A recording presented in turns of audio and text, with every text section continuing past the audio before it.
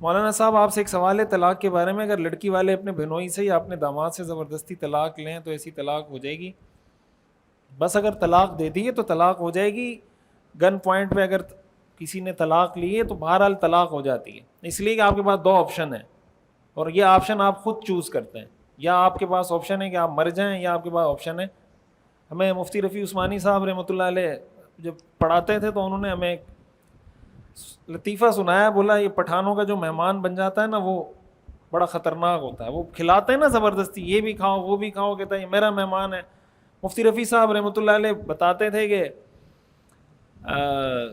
میں خود پٹھان ہوں, اس لیے یہ لطیفہ سنا رہا ہوں تاکہ کوئی اس کو کوئی اور سنائے گا تو وہ کہیں گے یار یہ پٹھانوں کا مذاق اڑا رہا ہے. تو میں خود پٹھان ہوں اس لیے مجھے ٹینشن نہیں ہے اس کی. تو وہ کہہ رہے ہیں وہ کہیں گاؤں میں بندہ گیا, اس نے کہا کہ یار نیا بندہ ہے یہ, اس نے کہا یہ ہمارا مہمان ہے. تو اتنے میں دوسرے اس نے کہا بھائی تم بیٹھو میں تمہارے لیے کھانا لے کر آ رہا ہوں. وہ گیا کھانا لینے کے لیے. اتنے میں دوسرا بندہ آ گیا, اس نے کہا بھائی نیا بندہ ہے, اس نے کہا تم میرے مہمان ہو, تم بیٹھو میں کھانا لے کر آ. اب یہ دوسرا بندہ کھانا لے کر آ گیا. اب کھانا اس کے سامنے پیش کیا, اتنے میں وہ پہلا بندہ کھانا لے کر آ گیا. اب وہ کہہ رہا ہے بھائی تم ہمارے مہمان ہو, تم نے اس کا کھانا کیسے کھایا ہے؟ اب وہ جو پہلا بندہ تھا اس نے گن نکالی, بولا تم میرے مہمان, یہ تمہاری غیرت کے خلاف, تم میرے مہمان ہو کہ دوسرے آدمی کا کھانا کھا رہے ہو. تو اس نے مہمان نے اس کو کہا جس کا کھانا کھا رہا تھا کہ یار مجھے اس سے بچاؤ, مجھے مار رہا ہے. بولا اس نے کہا تم مر جاؤ مر جاؤ, یہ ہمارا ایک مہمان مارے گا, ہم اس کے 10 مہمان ماریں گے. سمجھ آ رہی بات؟ یہ ہمارا, اس نے کہا میں تو مر گیا نا, مجھے مار رہا ہے میں تو گیا. تو یہ جو کہہ رہے ہیں نا کہ اگر گن پوائنٹ پہ طلاق لے رہے ہیں تو آپ کے پاس دو آپشن ہے نا, یا تو آپ کو کوئی کہے کہ مر جاؤ طلاق نہیں دو مر جاؤ, یا دوسرا آپشن آپ کے پاس یہ ہے کہ آپ کہیں ٹھیک ہے میں دوسرا. تو اپنی مرضی سے انسان یہ اختیار کرتا ہے. تو طلاق کا لفظ ایسا حدیث میں آتا ہے ثلاث جدہن جد وہزلہن جد, کہ 3 چیزیں ایسی ہیں کہ وہ سنجیدہ ہوں تب بھی سنجیدہ ہیں, مذاق ہوں تب بھی سنجیدہ ہیں. ان میں سے ایک چیز نکاح ہے, مذاق طلاق ہے. تو مذاق میں بھی کوئی طلاق دیتا ہے تو طلاق ہو جاتی ہے, سنجیدہ ہو کے طلاق دیتا ہے تب بھی ہو جاتی ہے, اکراہ کی حالت میں دے تب بھی ہو جاتی ہے. وہی انڈر پریشر نا, انڈر پریشر کا مطلب یہی ہے.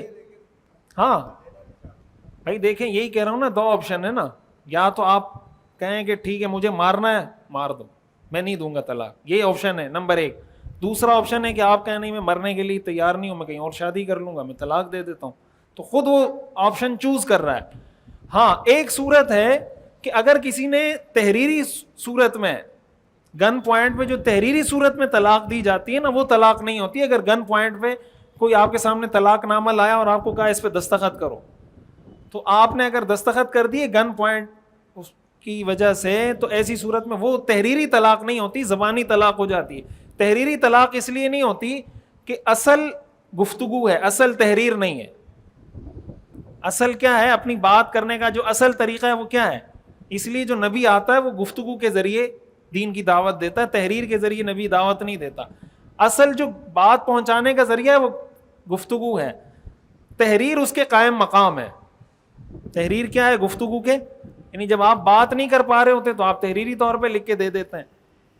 تو جو قائم مقام ہوتا ہے نا وہ اس وقت اس کی حیثیت ہوتی ہے جب اصل موجود نہ ہو.